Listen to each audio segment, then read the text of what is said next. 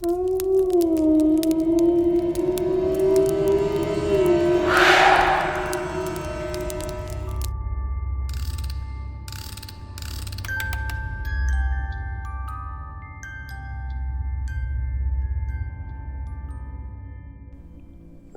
یہ کہانی شروع کرنے سے پہلے یہ کہنا چاہتا ہوں کہ میں جنوں میں یقین رکھنے والا بندہ نہیں ہوں، اور نہ ہی میری فیملی جنوں میں یقین رکھتی ہے۔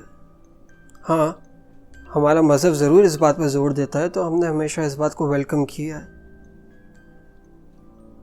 لیکن ہمارے ساتھ جو ہوا اس نے ہمارے ہاتھ کم ہی چوائس چھوڑی۔ میں ابھی بھی یہ نہیں کہہ سکتا کہ جو میرے ساتھ پیش آیا وہ قطعی حقیقت تھی یا اس کی کوئی لاجیکل ایکسپلینیشن بھی ہو سکتی ہے۔ تو میں آپ لوگوں کو ان واقعات پر یقین کرنے کے لیے نہیں کہوں گا، کیونکہ ہم نے بھی اس حوالے سے کافی پریشانی اٹھائی ہیں اور اٹھا رہے ہیں۔ ہم نے اب یہ کہہ کے صبر کر لیا ہے کہ نالج از ناٹ ایبسلیوٹ۔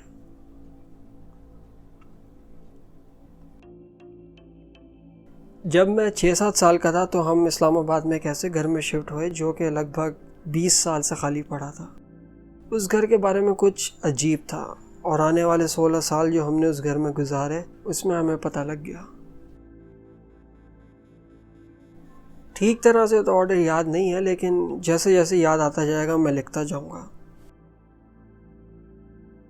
سب سے پہلے واقعات میں سے ایک یہ تھا، جب ہم شفٹ ہوئے تو ہم نے ایک کوک کام پر رکھا۔ وہ آیا تو صحیح تھا، لیکن ایک ہی مہینے میں اس کا وزن بہت کم ہو گیا، دماغی توازن تھوڑا بگڑنے لگا اور کھانا پینا چھوڑ دیا۔ اس کا کہنا تھا کہ اس گھر میں جن ہے اور وہ اسے تنگ کرتے ہیں، اس پر ہنستے ہیں۔ اس کے ہاتھ ہمیشہ سوجے ہوئے ہوتے تھے۔ اس کا کہنا تھا کہ وہ اسے رات بھر تالیاں بجواتے اور گانے گواتے تھے۔ اگر وہ بیچارہ سو جاتا تو گلی کے اینڈ پہ گرین بیلٹ تک گھسیٹتے ہوئے لے کر جاتے تھے۔ آخر مہینے کے اینڈ میں وہ بھاگ گیا اور پھر اس کا کوئی پتہ نہیں رہا۔ کبھی کبھار صبح میری امی جب بیڈ میں ہوتی تھیں تو پیروں کی طرف سے کسی بچے کے بھاگنے کی آواز آتی تھی۔ بہت بار دیکھا لیکن وہاں کوئی نہیں تھا، جبکہ ہمیشہ محسوس ہوتا تھا کہ پیروں کے پاس کوئی حرکت کر رہا ہے۔ اب واقعات میں شدت آنے لگ گئی تھی۔ کوئی میری بڑی بہن کو باتھ روم میں باہر کی طرف سے لاک کر دیتا، جبکہ ہم سب نچلے فلور پر ہوتے، یہاں گھر سے باہر ہوتے تھے۔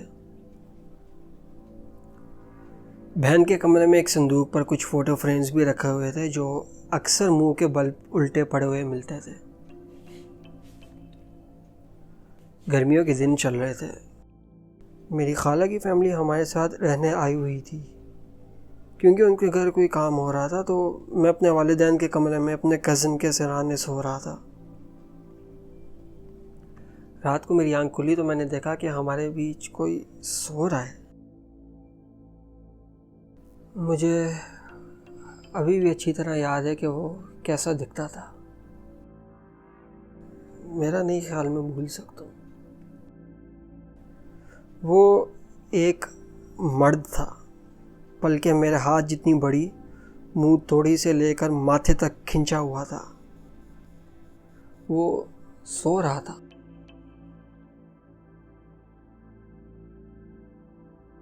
مجھے نہیں پتا کہ میں کیسے اپنے والدین کے بستر تک پہنچا اور امی جان کو جگایا۔ میں تو بولنے کے قابل بھی نہیں تھا۔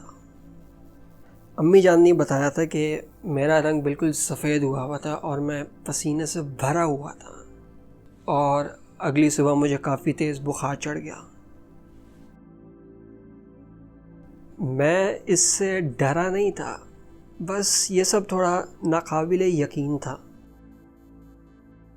مجھے پتہ ہے کہ میں نے خواب نہیں دیکھا تھا، بالکل نہیں۔ ہمارے گھر کے باہر ایک عجیب آم کا پیڑ تھا، کالا، پتلا اور کبھی پھل نہیں دیا تھا۔ اس کی شاخوں نے اوپر والے پورشن کی لیونگ روم کی کھڑکی کو بلاک کیا ہوا تھا۔ میرے ایک کزن لاہور سے آتے تھے اور ان کا بیٹا اس پیڑ کے پاس جا کر ایسا مخاطب ہوتا تھا جیسے کسی سے باتیں کر رہا ہو۔ شروع میں تو یہی سوچا گیا کہ بچے کی امیجنیشن ہے، لیکن جب یہ شدت سے ہونے لگا تو کزن کو پریشانی ہونے لگی۔ آخر بیٹے سے پوچھ ہی لیا۔ بیٹے نے بتایا کہ وہاں ایک بوڑھا لال داڑھی اور بالوں والا آدمی ہے جو وہاں بیٹھتا ہے اور اس کو بات کرنے کا شوق ہے۔ میرے سب سے بڑے کزن جو کہ اب اس دنیا میں نہیں ہیں، ان کی عمر تقریباً 40 سال تھی اس وقت۔ وہ ہمارے گھر بہت آتے تھے، لیکن جب بھی وہ آتے تھے وہ اس درخت کے پاس کبھی نہیں جاتے تھے۔ میرا نہیں خیال کہ انہوں نے ہمیں کبھی بتایا ہوگا کیوں، لیکن وہ خصوصی طور پر اس طرف اور اس طرف کی باؤنڈری سے ڈرتے تھے۔ ہمارے دادا دادی ہمارے ساتھ رہتے تھے تو لوگوں کا کافی آنا جانا لگا رہتا تھا ہمیشہ۔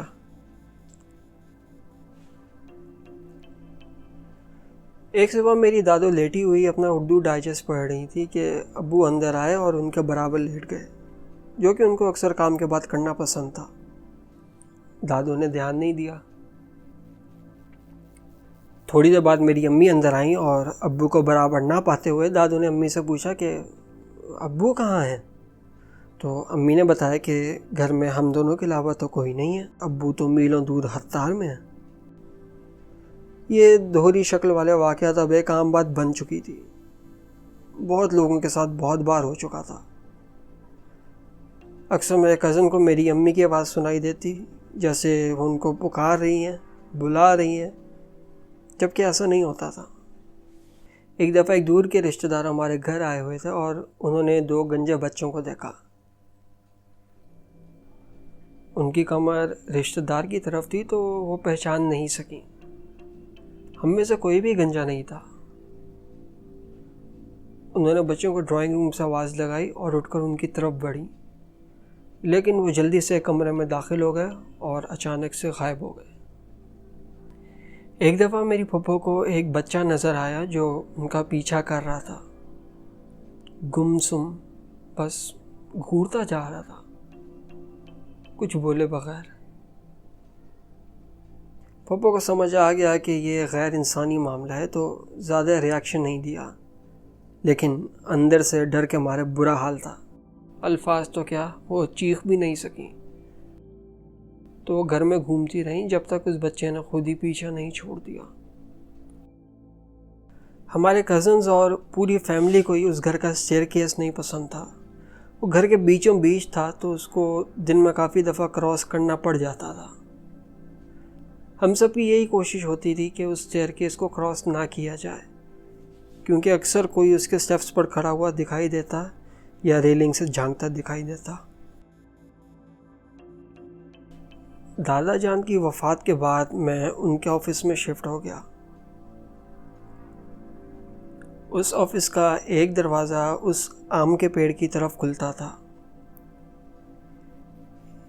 ایک رات کو میں لائٹ آف کر کے لیٹا ہوا تھا، ابھی جاگ ہی رہا تھا کہ 2 آوازیں سنائی دیں جو کہ بہت صاف طور پہ ایک دوسرے سے سرگوشیوں میں باتیں کر رہی تھیں، صرف کچھ ہی فیٹ دور، ٹھیک دروازے کے باہر۔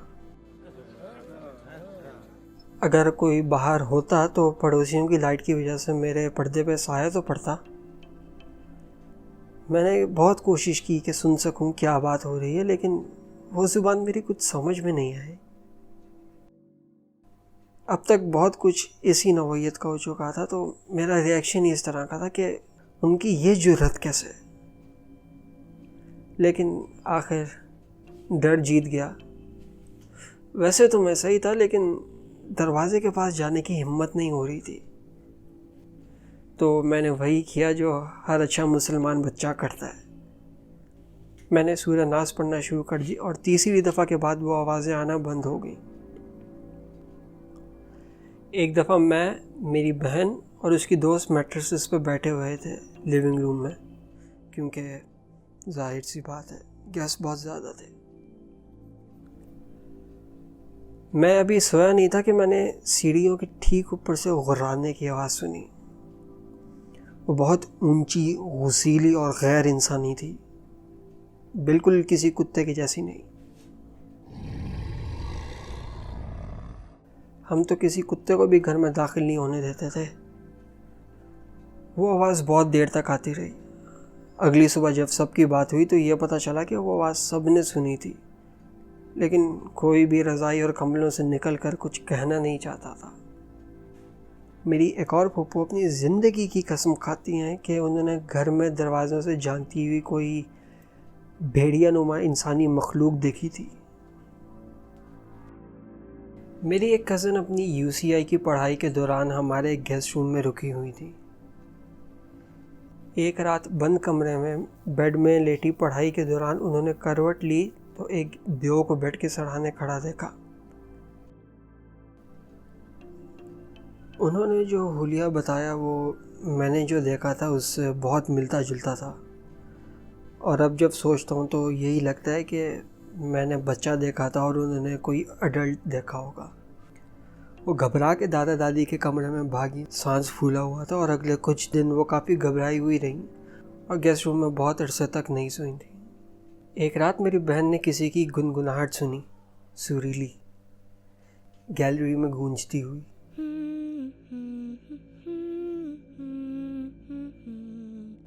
بہن نے چھوٹی بہن کو جا کر منع کیا۔ چھوٹی بہن نے سن کر یہ چیخا کہ اس کو لگا کہ بڑی بہن کر رہی ہے۔ یہ سن کر دونوں وہاں سے چیختی ہوئی بھاگیں۔ بڑی بہن تو کانپ رہی تھی اور خوف کے مارے برا حال تھا۔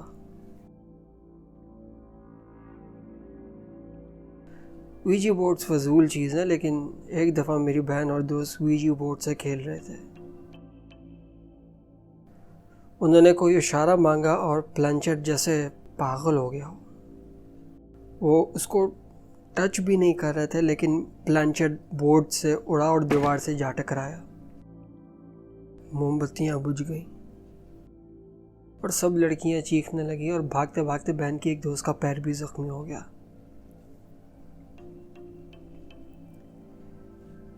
اس کے علاوہ ایک عید پر ہمارے کزنز، آنٹیاں اور انکل کا ایک دم ویجی سیشن کا پلان بنا۔ سوال پوچھے گئے، بہت عجیب سوال جن کے ناقابل یقین طور پہ عجیب جواب تھے۔ 10 سال گزر گئے اور وہ سارے جواب سچ ثابت ہوتے گئے۔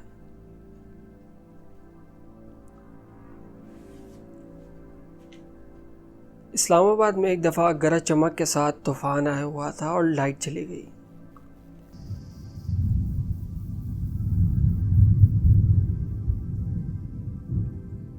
مجھے اوپر والدین کے کمرے میں جانا تھا بغیر کسی روشنی کے۔ میں ڈر تو نہیں رہا تھا، لیکن شاید ڈرنا چاہیے تھا۔ واپسی پر میں نے بمشکل دیکھا کہ سیڑھیوں کے پاس 3 وجود ایک ساتھ کھڑے ہوئے ہیں، مجھ سے زیادہ دور نہیں۔ وہ مجھے دیکھ رہے تھے۔ کوئی ٹرک بھی ہو سکتی ہے لائٹ کی یا لائٹ کی کمی کی۔ مجھے یقین تھا کہ وہ مجھے دیکھ کر مسکرا رہے ہیں۔ میں نے کسی اور طرف دیکھا اور اسی طرف چلنا شروع کر دیا۔ ہمارے ایک اور کک کی ابھی نئی نئی شادی ہوئی تھی۔ کچن کے دروازے میں شیشہ تھا اور دروازہ سوئنگ ہو کر ڈائننگ روم کی طرف کھلتا تھا۔ وہ کک کھانا بنا رہا تھا کہ اس کو شیشے کی دوسری طرف اپنی بیوی جلی ہوئی دکھائی دی۔ وہ اس بات سے اتنا دل برداشتہ ہو گیا تھا کہ کام چھوڑنے کی دھمکی دینے لگا، لیکن ہم کیا کر سکتے تھے؟ آخر اس نے کام چھوڑ ہی دیا۔ میں پاگل نہیں ہوں، میرا خیال ہے۔ ایک نارمل شام کو، صاف آسمان، پرسکون روشنی، میں اور امی ڈرائنگ روم میں بیٹھے ہوئے تھے۔ گارڈن کی طرف کھلنے والی ایک کھڑکی سے میں باہر دیکھ رہا تھا۔ ایک لمحے میں نے ایک بڑا سا سفید روشنی کا گولا 1 فیٹ گھاس سے اٹھتا اور پھٹتے ہوئے دیکھا۔ کیا آپ نے وہ دیکھا؟ میں نے فوراً امی سے پوچھا تو امی نے کہا کہ نہیں، لیکن امی نے پورا کمرہ ایک لمحے کے لیے روشن ہوتے ہوئے ضرور دیکھا تھا۔ میں نے بعد میں گوگل کیا تو نزدیک ترین چیز جو مجھے ملی وہ سینٹ ایلموس فائر تھی، جو پرانے وقتوں میں ملاؤں کو کھلے پانی پر نظر آتا تھا۔ ہمارے ایک کزن کی ایک ایکسینٹرک دوست تھی جو ہمارے ساتھ ایک ویکینڈ کے لیے رہنے آئی تھی. اس کی کچھ عجیب اور کچھ مزاحیہ عادتیں تھیں. باقی چیزوں کے علاوہ وہ اپنے آپ سے باتیں بہت کرتی تھی. اس نے کہا تھا کہ اس گھر میں چاند الگ ہے، اور پھر اپنے آپ باہر جا کر چاند سے گارڈن کے بیچوں بیچ 1 گھنٹے تک باتیں کرتی رہی تھی.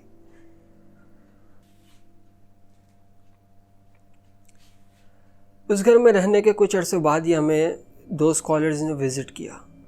ابو کے ایک دوست مولانا مودودی کے بیٹے کو بھی لاہور سے لائے. ان میں کوئی کنیکشن تو نہیں تھا، لیکن ان دونوں نے ایک ہی بات کی تھی کہ اس گھر میں 5 کی فیملی رہتی ہے. انہوں نے بتایا تھا کہ وہ ہمیں نقصان نہیں پہنچانا چاہتے. ان کو ہماری عادت ہو گئی ہے تو ہمیں اب گھبرانا نہیں چاہیے اور ان کو اپنا ہی سمجھنا چاہیے. آخری سالوں میں اب وہ تھوڑا دلیر ہو گئے تھے اور ہم نڈر. شیئرڈ ایکسپیرینسز نے یہ بات ثابت کر دی تھی کہ یہاں کچھ ہے. جب میری دادی بھی وفات پا گئیں تو ہم نے ان کے بیڈ روم کو ایک لیونگ روم بنا دیا، کیونکہ ہمیں وہ بہت یاد آتی تھیں. ہمارا اکثر وقت نیچے ہی گزرتا تھا اس کمرے میں ایک ساتھ. ہم سب کو کوئی اوپر بھاگتا ہوا سنائی دیتا تھا، دروازے پیٹتا ہوا. ہم ٹی وی میوٹ کر کے چیک کرتے اور میں بھاگ کر اوپر جاتا کہ دیکھوں کوئی ہے یا نہیں، لیکن ظاہر ہے وہاں کچھ نہیں ہوتا تھا. ایک اور درخت جو دادی کے کمرے کے باہر تھا وہ ایسے ہلتا جیسے اس پر کوئی چڑھ رہا ہے. پردے کھولتے درخت پر نظر پڑتی اور کوئی نظر نہیں آتا تھا. کوئی انسان بھی دور دور تک نظر نہیں آتا تھا. اب یہ صاف طور پر ظاہر تھا ان کو اب ٹریک کیا جا سکتا تھا. وہ کدھر گھوم رہے ہیں، اسپیشلی گھر کے اندر اوپر کی طرف. اب تو لگتا تھا ان کو کوئی فرق نہیں پڑتا. اوپر کوئی ہوتا تو اکثر پیروں سے چھوٹے پتھر چھت پر رول ہوتے سنائی دیتے اور رگڑنے کی آواز بھی آتی تھی. ہم سب کو اس سب کی اتنی عادت ہو چکی تھی کہ اب وہ سب صرف بیک گراؤنڈ نوائز لگتا تھا. اس گھر سے شفٹ ہونے کے بعد ابو کو مکان مالکین کے بیٹوں کی پریشانی سے بھری ہوئی کال آئی. وہ پوچھ رہے تھے کہ کیا ہمارے ساتھ کچھ عجیب واقعات پیش آئے ہیں، کیونکہ ان کو کافی پریشانی ہو رہی تھی. ابو نے کہا کہ میں نے آپ کی والدہ کو بہت دفعہ اس بارے میں بتایا ہے. تو بیٹوں نے کہا کہ ہمارا خیال ہے وہ ہمیں پسند نہیں کرتے. وہاں حقیقتاً محسوس ہوتا تھا جیسے آپ کو کوئی دیکھ رہا ہے اور جیسے کہ آپ کسی کی جگہ پر ٹریس پاس کر رہے ہیں.